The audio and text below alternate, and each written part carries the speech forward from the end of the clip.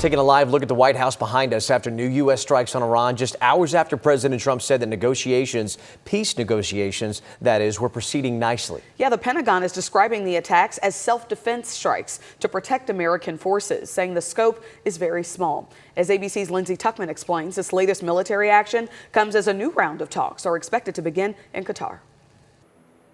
This morning, despite days of reported progress towards reaching a peace deal, the Pentagon now says U.S. forces have launched new airstrikes inside Iran, describing them as self-defense strikes to protect our troops from threats posed by Iranian forces.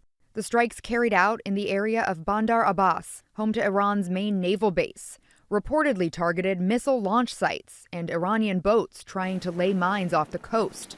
The attacks coming despite the ongoing ceasefire.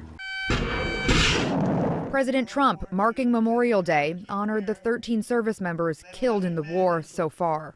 These incredible men and women gave their lives to ensure that the world's #1 state sponsor of terror will never have a nuclear weapon. Oh, and they won't. They will never have a nuclear weapon.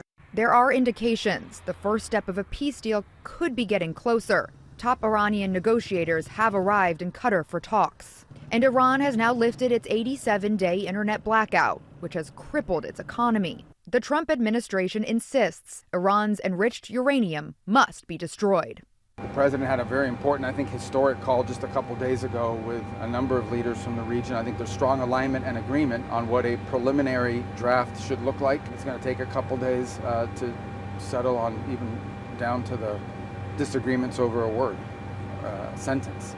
So we'll have to work through that. It's either going to be a good deal or there isn't going to be one.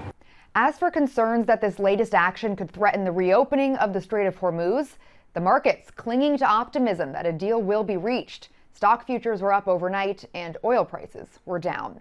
Lindsay Tuckman, ABC News, New York.